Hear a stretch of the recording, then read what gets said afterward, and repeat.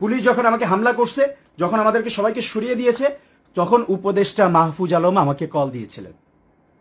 সেটার কল রেকর্ডও আছে। কারণ অন্য কেউ, আমি দেখলাম পরে, আমি যখন কথা বলছিলাম অন্য কেউ পাশে থেকে ভিডিও করছে।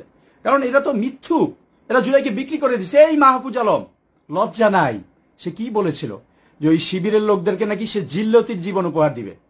জামাত শিবিরকে আওয়ামী লীগ ওই 1971 সালের ন্যারেটিভ দিয়ে মিথ্যা মুক্তিযুদ্ধের চেতনা বিক্রি করে করে গুম করছে, খুন করছে, ক্রস ফায়ার করছে।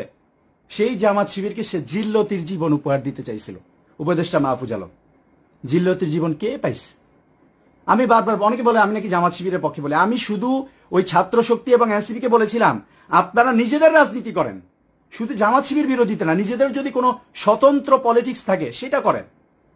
তারা আমার কথা শুনে নাই, কি করলো? জিল্লতির জীবন উপহার দিবে। সেই মাহফুজ আলম আমাকে কল দিয়েছে, কল দিয়ে আমারে বলতেছে দেখেন আবার জামাত শিবির গেম, জামাত শিবিরকে মিথ্যা ব্লেম দেওয়া। সে বলতেছে যে রেড ক্রিসেন্ট সোসাইটির চেয়ারম্যান, আল্লাহর কসম রেকর্ড আছে, আমি যা বলতেছি প্রতিটা কথার পুঙ্খানু রেকর্ড, ভিডিও, অডিও, প্রমাণ সবকিছু আমার কাছে আছে।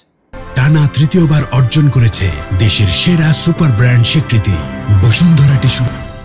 উপদেষ্টা মাহফুজ আলম আমার কল দিয়ে কি বলতেছে যে এই রেড ক্রিসেন্ট সোসাইটির চেয়ারম্যান এ তো জামাতের লোক, এরে যদি আমি এখন কিছু বলি মুনতাসির ভাই তাহলে এটা আমার উপর আসবে, আমার খুব সমস্যা হবে, একে প্রোটেকশন দিচ্ছে জামাত শিবিরের লোক।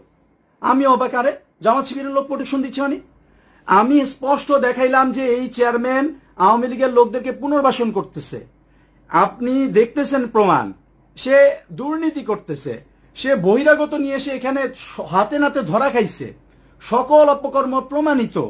তাহলে আপনি তো জামাত শিবিরের জিল্লতি জীবন উপহার দিতে চান, তাহলে তো জামাত শিবির যদি তার পক্ষে, আওয়ামী লীগের পক্ষে অবস্থান নিয়ে থাকে, তাহলে আপনি তার বিরুদ্ধে অবস্থান নিলে, আপনি সঠিক অবস্থান নিলেই তো এটা প্রমাণ হয়।